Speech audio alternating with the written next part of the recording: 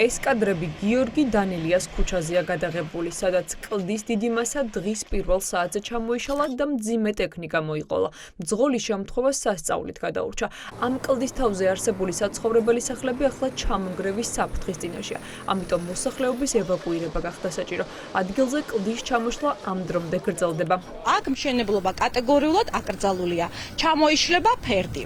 ამის შესახებ ვამცნობეთ შესაბამის ორგანოებს. ამის შესახებ იცოდა ყველაფერი იდეა პანორამამ, თუმცა მიუხედავად ამისა, მათ მოიპოვეს არ ვიცი რა გზებით ეს გაარკვიოს იმან, ვისაც იმ ორგანომ, რომელსაც ეს ხელეწიფება.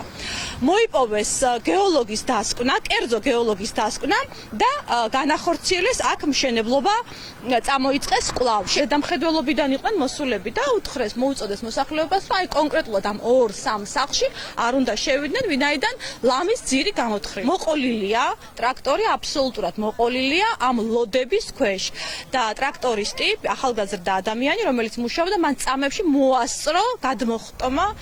კლდის ჩამოშლა სამშენებლო სამუშაოების მიმდინარეობის დროს მოხდა. აქ მრავალსართულიან საცხოვრებელ კორპუსს კომპანია იდეა დეველოპმენტი აშენებს.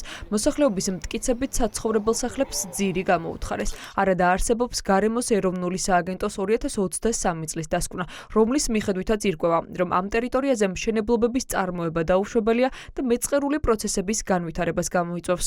ინგრევა ესე ვთქვათ ეს ფერდი, მოსახლეობა საშიშროების წინაშე არის და რეაგირებას ველოდებ. 8 შვილიანი ოჯახი არის და ყველას ფერდზე რაც არის ახლა ამ ნაწილამდე ესე ვთქვათ იდეა პანორამას რაც ქონდა განვითარებული, აქამდე ესე ვთქვათ მოსახლეობას არ ეხებოდა, მაგრამ უკვე სანსახად დაგვიდგა იქ საშიშროება, რომ პირდაპირ მოსახლეობის ძირი ითხრება. სასამართლოში შეტანილი გვაქვს, რომ იქ არის მიწა, საერთოდ კლდი არ არის და იქაც გაცემულია მერიის მიერ არის გაცემული ნებართვა მშენებლობაზე და ასეთი ტემპით, მოკლედ ასე მხიარულად ანგრევენ ზედა ქუჩას.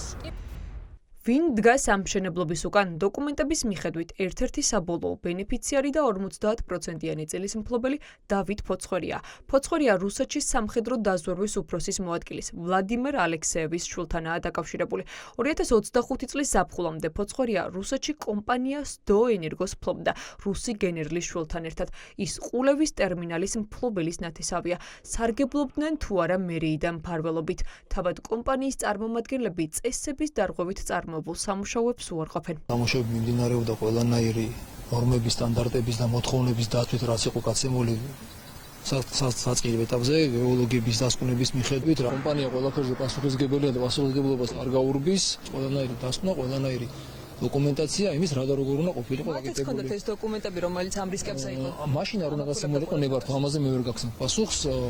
როგორ გაიცა მშენებლობის ნებართვა მაღალი რისკის ზონაში?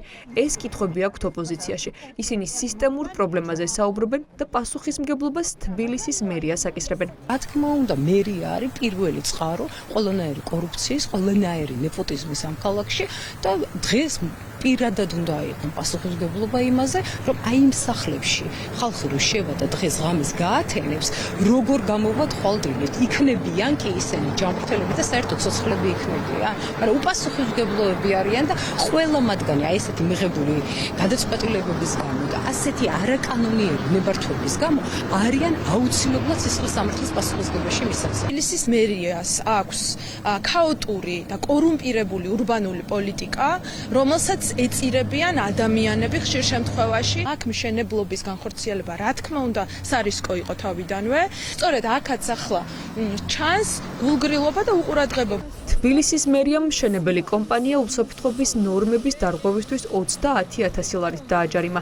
მშენებლობა შეჩერებულია, ვიდრე კომპანია არ წარმოადგენს შესაბამის დასკვნებს, არ გაამაგრებს ჩამოშლილ ფერდს და სამუშაოების მერე მერიაში არ მიიტანს დოკუმენტს, რომ რაც გაამაგრეს, ის უსაფრთხოა.